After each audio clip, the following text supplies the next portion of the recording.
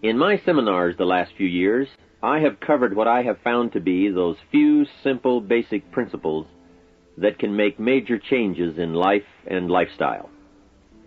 One of those subjects that gets the most comment is diseases of attitude. And out of that subject, worry and how to kick the worry habit have caused the most questions. So in this brief visit with you, let me give you my best look at worry, how to recognize it and define it, and what to do about it. And hopefully, these ideas will give you a good chance for confidence over worry. First of all, worry might well be killer number one. And if it is not the number one physical killer, although doctors tell us worriers die sooner than non-worriers, and we have all heard the expression, worry yourself to death, at least it is the number one killer of dreams and achievement, of energy and vitality and lifestyle. I know the damage and effect of this killer, worry, firsthand. I will spare you the details, but over a period of some 3 years, I let worry get out of hand. As I've mentioned before, I became a super worrier. I was good at it. The combination of small and big worries about my circumstances, what people thought of me, my finances, my abilities, the future, my progress, all led to a complete physical collapse, a stay in the hospital, emotional, mental, and physical exhaustion, and a deep despair I couldn't shake. A sad picture for a young man who should have been well on his way to carving out his share of opportunity. I am happy to tell you that good fortune came my way, and as many of you may be aware, I met a man, Mr. Earl Schoaf, with his ideas and inspiration and the help of a very close friend. I worked my way past the minefields of worry and disaster and out into the clear air of mental sunshine. And if I did it, anybody can do it. I'm not saying it's easy. It took me almost a full year to kick the worry habit. It took practice and much effort, but it was well worth it. Remember, don't ask for the task to be easy, just ask for it to be worth it. Don't wish it was easier, wish you were better. Don't ask for less challenge, ask for more skills. Don't ask for less problems, ask for more wisdom. It's the challenge that makes the experience. And life and its color and meaning and adventure for you is this collection of experiences. To wish them away is to wish your life away. So let's get to worry and what it is and what it does, how to define it, and what to do about it. And let's do it with eager, high hope that it won't be long until you will be free of the worry habit and on your way to the life and lifestyle that you want. First of all, let's define worry. There are many ways we could describe it. Worry is fear painting pictures in your mind. And if you watch that mental movie too long, you get a false picture of how things really are. Worry is a mental broadcasting station, and more often than not, it is false or at least distorted propaganda. Worry has that sneaky way of stopping short of giving you all the facts.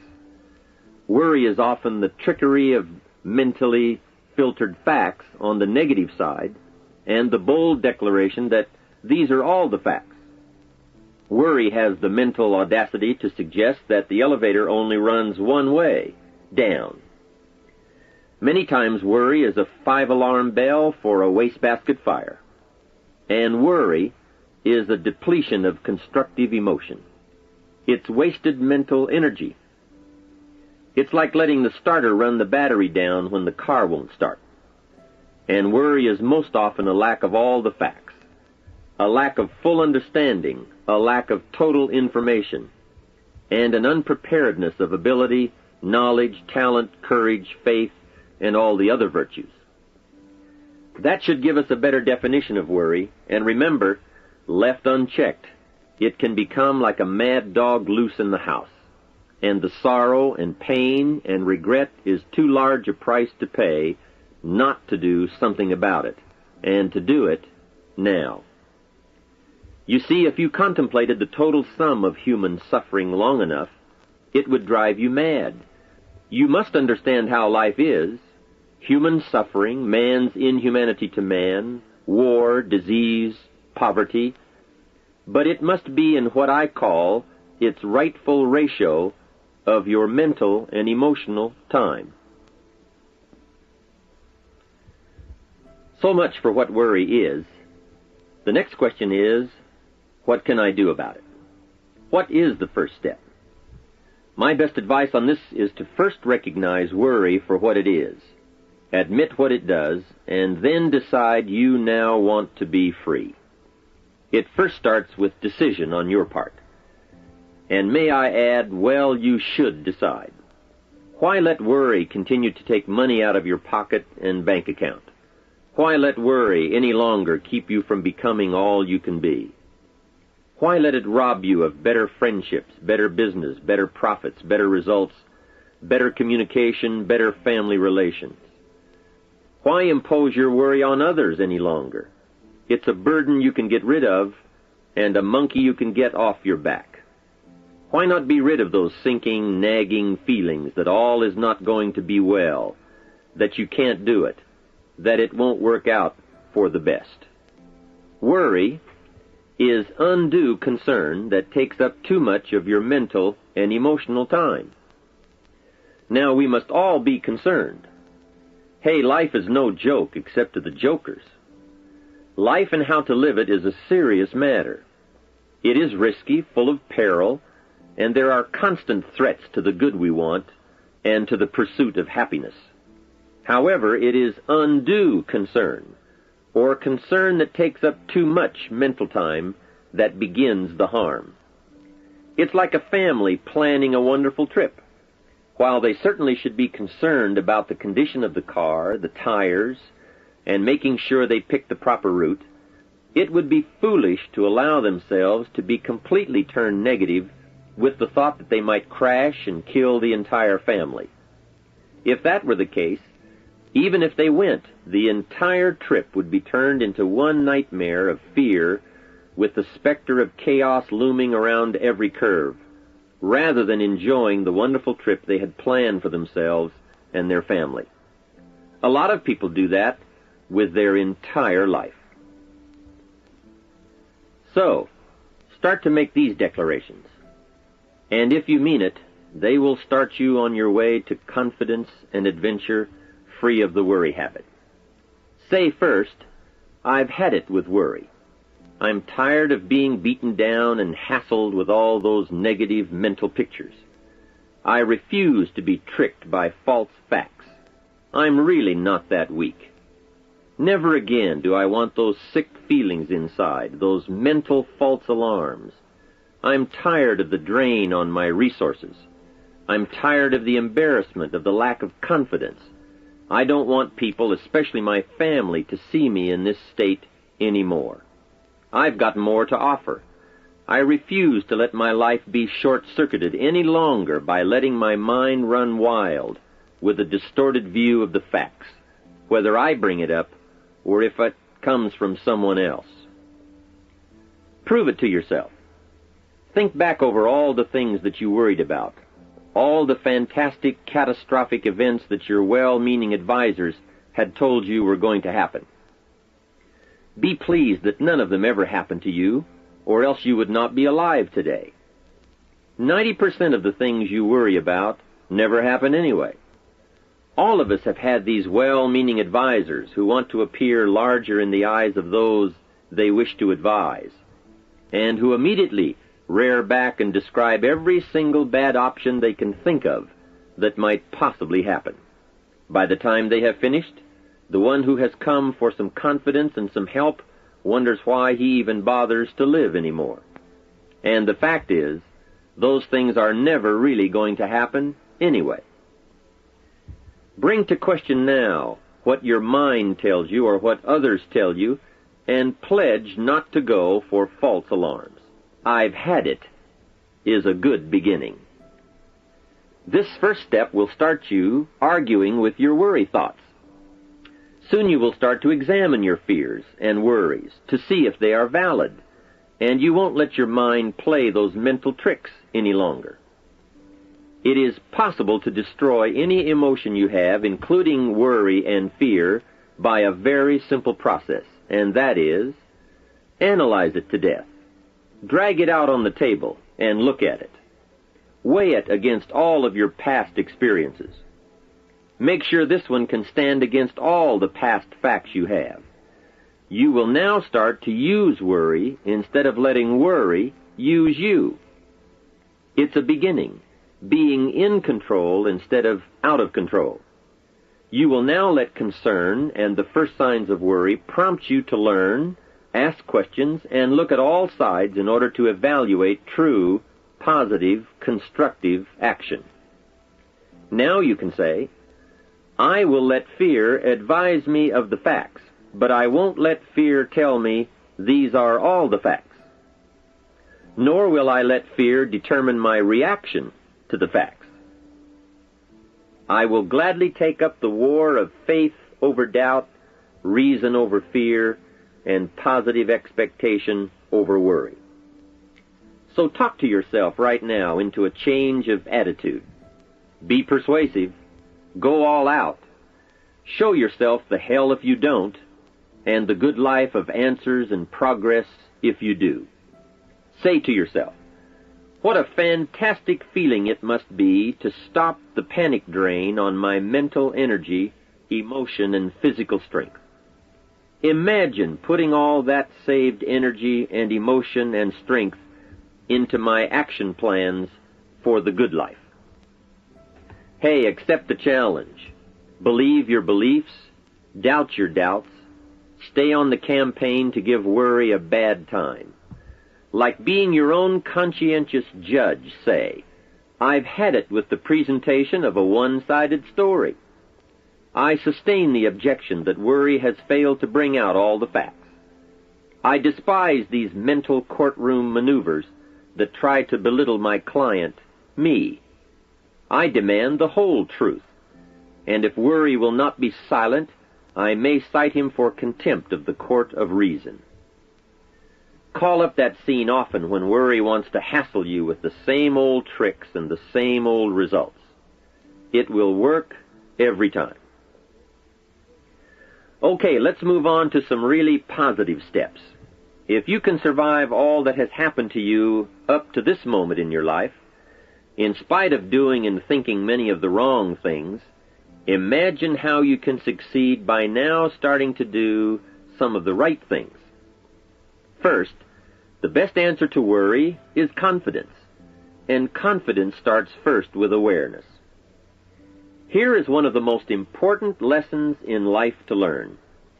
Life and business is like the changing seasons, and the real challenge of life is to learn how to handle the winter and take advantage of the spring. In short, that's it. You see, winter always comes, but so does the spring. Night follows day, but also day follows night. Sure, the tide goes out, but it always comes in.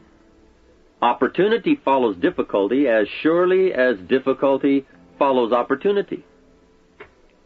I have written and recorded much on how to take advantage of the spring, how to cash in on life's opportunities, work hard all summer, learn more ways to plant and protect what you invest, and to reap in the fall without complaint, knowing it's your harvest and you've reaped what you've sown. For this subject, however, let's talk about how to handle the winters, those times when worry, like winter, takes its heavy toll. So, we tell it like it is. Winter always comes. So does the night. Some happenings in our life will always be a cause for concern, and sometimes concern turns to worry, and worry turns to fear. But remember, that is to be expected. Each day, each event, each season brings both expected and unexpected challenges that we must think about and make decisions on. Life is like a stream that flows continuously. The better we understand that, the better chance we have to produce good results out of all of our challenges. May I suggest something to you? I have a friend who is an avid skier. You know something? He can only ski in the wintertime. You can only hunt the elk when the snow falls in the high mountains and drives them down. That's called wintertime. You see, it's all right if it's 12 below. Just be prepared for the winter. And here is a good thought. A full, well-developed human being will find a way to take advantage of the winter, not just handle it. The big challenge is to make something out of each opportunity. Now, if winters are always going to occur in our life, shouldn't we benefit from them too? Come the next winter, you could be on the inside looking out, seated by a warm fire, the company of a good friend, and those unique feelings of security in spite of the circumstances or the season. Begin to know now that the night will pass, and as you learn to grow and progress, you will better understand how to handle every night and better live every day.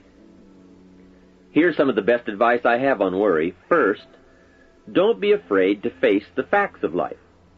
It is not negative to understand that the winters always come. Don't be faked out. Don't clip the word impossible out of the dictionary.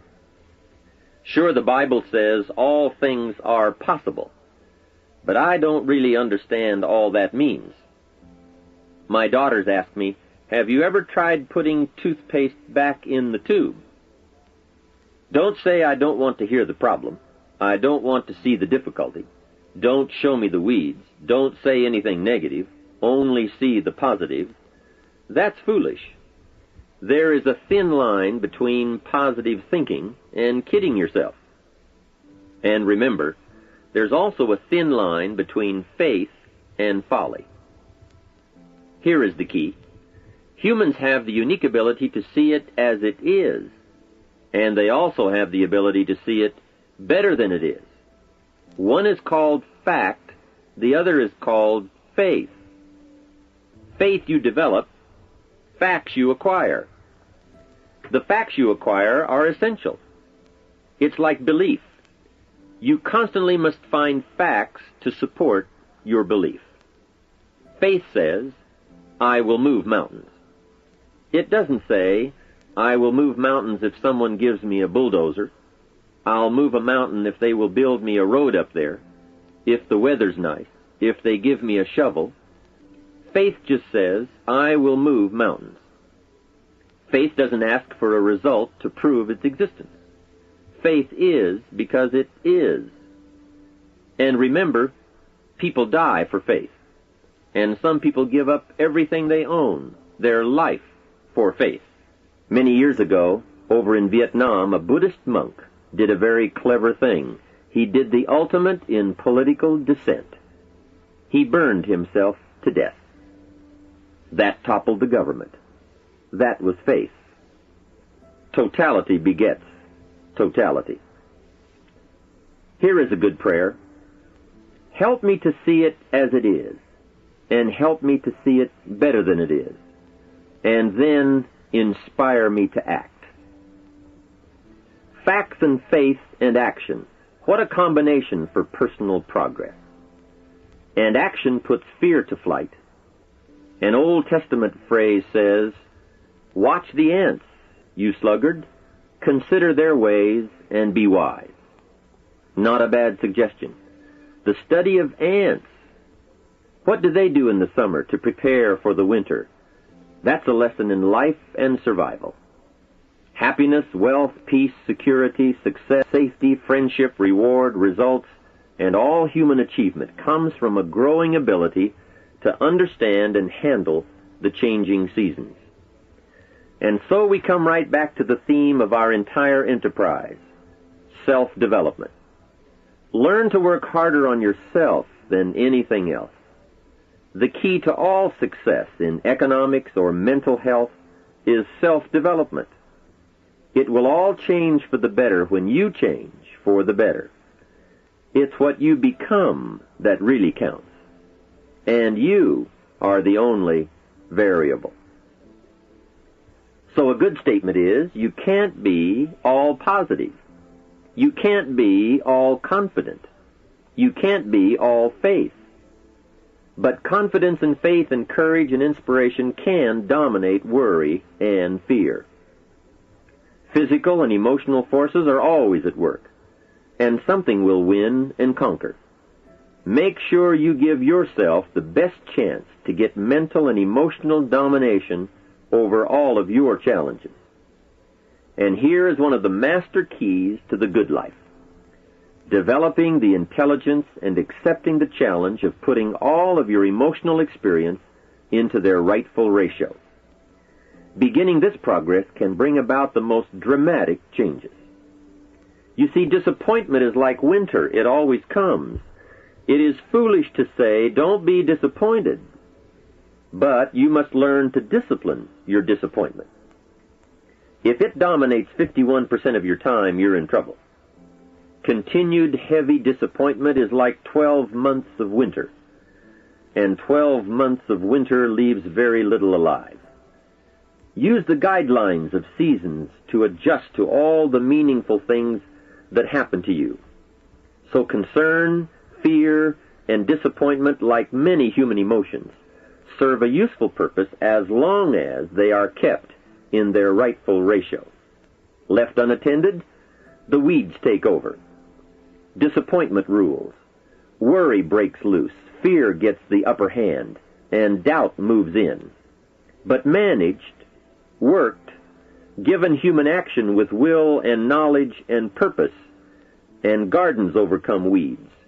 Faith overcomes doubt, and confidence pushes worry into a small place. The second major key to mastering worry is to respond. Build up inside of you that heavy desire to be free, to get on with building your life and lifestyle. Too much is waiting to delay. Take a new look at your opportunities. Figure out new ways to seize them immediately and make them work for you. And here is a key. Bring a new dedication that you will master yourself with enough discipline to be more than qualified to do the present job and prepare yourself for the next move up. Expose yourself to every stimulation possible that will put all this in perspective. Now let's move on to a very important point, and that is, the best answer to worry is confidence. First, self-confidence. I can better handle next winter. I have a strong shelter. It is stocked with supplies. I now know how to take advantage of the spring. I'm going to plant better crops and bigger crops. I can last through the summer. I won't quit this time. I'll study weeds and how to get rid of them. I'll be less frightened of the changing weather and the quick storms. In the fall, I will exercise more care and reap what I have without complaint and blame nothing for the amount of my harvest. I'll learn to save a fair portion so that I can survive the bad seasons when, out of control, the hailstorm comes and it all goes wrong. Now we must consider this. The most fatal deterrent to self-confidence is guilt. Not doing all you know how to do to the full extent of your present ability weakens the foundation for confidence. The biggest part of worry comes from the lack of this personal confidence. And lack of confidence comes from two major things. First, no goals or plans. And second, no daily discipline to achieve. The inaction to cure or handle small tasks is what starts the guilt process. And that always tends to make you look at what's wrong and expect the worst. So listen to the voices of creative experience. Let nature, experience, wisdom, books, everything speak to you and teach you. Remember, both opportunity and challenge await action. Everything yields to diligence. It's not what you can do, it's what you will do that counts. And undeveloped ability comes from three problems. First, lack of inspiration to find out. Second, lack of reasons to learn. And third, lack of applied time and action for developing those abilities. Remember, humans are remarkable, a marvelously functioning entity. Imagine how uniquely your body and mind have survived and managed to function in spite of all the worry. Humans don't die easy. They die hard. Develop a plan for your life rather than aimlessly drifting through it, the victim of circumstance. Create your own environment and learn to control it. You control your own mental environment by developing yourself. So go on a crash program to clean up decisions, get things done, get other things set up and started and organized. Start doing all the things that would make you feel better: exercise, diet, reading more books. Open a floodgate of positive moves in the right direction. And be thankful. Add up what you do have. Make an actual as well as a conscious mental list of all you possess, tangible as well as intangible. In view of the 4 billion other inhabitants of the world, yours is probably an incredible list. That list, and being thankful, should then lead to the big step of discipline. The discipline to sit up and listen, the discipline to pay attention, the discipline to give people and kids the gift of your attention, the discipline to be alert, take care of yourself, rest, eat properly, the discipline to talk well and practice good manners. Courtesy is contagious. Take one day and see what a variety of positive steps you can take and projects you can take on. At the end of the day, go over it. Write out the positive steps, the progress on projects, the rest, the exercise, the meals, the hobbies, calls, records, conversations, and letters. And speaking of calls and letters, write at least one encouraging letter or thank you note, and make at least one encouraging phone call or thank you call every week. Then have a friend help you, as one helped me, to get all the facts and prepare for action. From such a friendship, the greatest gift you can draw is the truth. To one of my dearest friends I said just the other day, "As my friend, do me the one best thing you can do for me, and that is, tell me the truth. From there I can grow. I can start making wise decisions." We all admire poise, confidence, awareness, courtesy, good manners, courage, health, kindness, attention, beauty, speech, expression, and unhurried intensity, and talent at work. This can be your life. Say with me today, "Today I will draw on all I've learned and practiced, from curiosity to confidence, and I will utilize it all to meet the experiences and challenges that may come my way or that I may seek out. And if all I know and do does not meet or match some unforeseen challenge or experience, I will keep careful notes and take them to my private conference table and try to figure them out and learn and grow. Mixed in my curiosity is thanks that I'm alive and able to see and feel and learn and handle and enjoy being human and being alive, and having been given a chance to turn challenge into experience. How great to have a mind to expand and a soul to nourish, to have hands that can feel, a heart that can experience, a mind that can inquire and learn, a soul that can soar, a body that can respond, to know love, sadness, hope, disappointment, accomplishment, failure, thrills, terror, appreciation, bafflement, wonder, awe, frustration, misery, confidence, courage, contentment, impatience, expectation, apprehension, fulfillment, music, sound, pictures, art, beauty, and harmony. To have all this happen to one is one thing. To know it is all happening is much more. I wish for you that you might develop a growing awareness of the world around you and your possibilities in it. Develop a sense of history and destiny, and be grateful for the opportunity that you have to participate in that grand endeavor. To sum it all up, first understand what worry is. You now know that it can be beneficial and destructive, depending on your awareness. Next, resolve to be free of the habit. That job is up to you, to work on yourself, to get the right attitude. Next, start the daily action of first cleaning up all your current situations. Remember, little achievements lead to confidence that conquers guilt. Then buy up every challenge to reach your goal. You can now handle it, the winter, the spring, the harvest. Bring a new zeal to every problem, to every fear, to every opportunity. The inspiration from it all, and the immediate and future progress that will someday give you a view from the top of your goals, your adventure, and your achievements. In conclusion, let me give you one piece of poetry that sums up what a life of adventure should be like, and how you should feel. You are now a seasoned warrior. You bear the scars of honorable battle. And here is where you stand today. The familiar words of William Henley,